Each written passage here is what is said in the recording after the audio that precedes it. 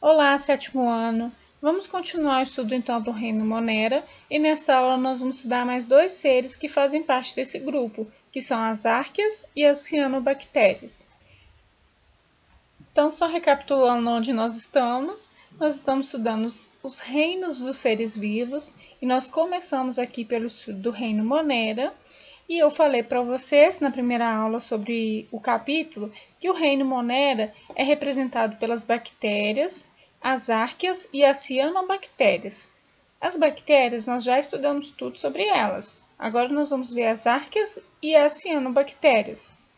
As árqueas, também conhecidas como arqueobactérias, são seres muito semelhantes às bactérias, porém com uma especificidade que vai diferenciá-las.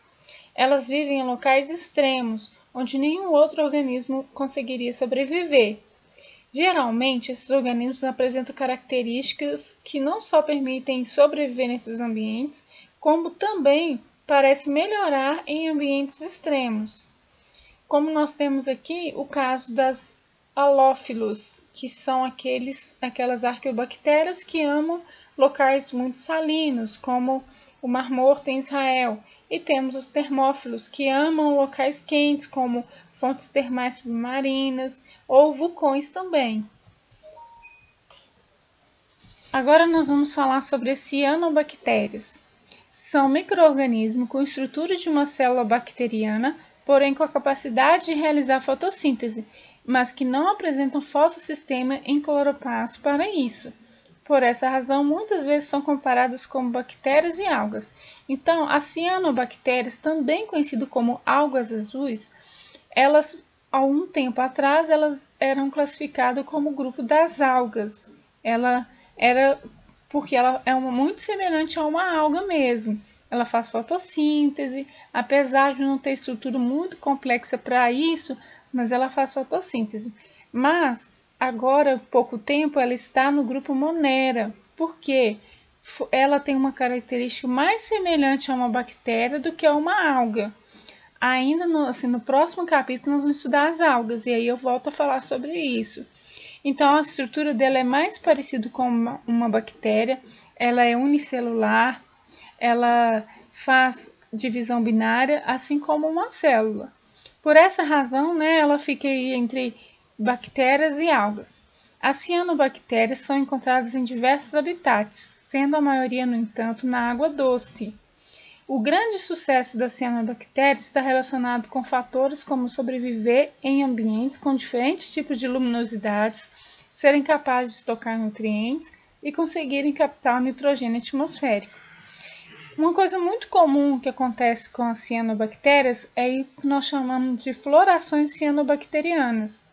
Em condições ideais, concentrações de nitrogênio, fósforo aumentado, ou seja, quando tem muita poluição, muito esgoto, elas conseguem se multiplicar rapidamente e que chamam um fenômeno de floração. Nós vamos ver uma imagem. Essas florações são muito relacionadas com o processo de eutrofização, causado principalmente pelo homem que lança uma grande quantidade de esgoto na água.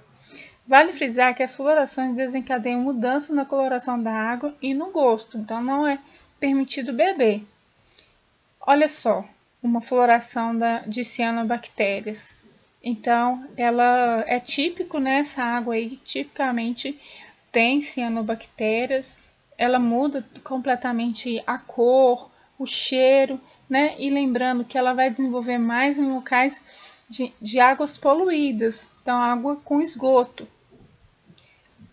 Aqui nós temos uma outra foto. Aqui nós temos cianobactérias no mar, Então essa água aqui é uma água contaminada, tem pessoas nadando, não pode. E aqui nós temos uma imagem microscópica do agrupamento das cianobactérias. E aqui nós temos imagem da Lagoa da Pampulha, também, olha a cor esverdeada, bem típico mesmo de cianobactérias. E aí, pessoal, não precisa nem dizer, que as cianobactérias são prejudiciais à saúde humana. Então, tanto quem tem contato, tocando nessa água, tanto quem consome. Então, é uma água com bastante toxina. Olha só, em locais onde a água é utilizada para abastecimento, deve haver uma constante análise para evitar que as cianobactérias produzam-se de forma acentuada. Uma grande quantidade de cianobactérias pode provocar o aumento das toxinas das águas, provocando risco à saúde de quem consome. Então, esse foi o estudo das cianobactérias.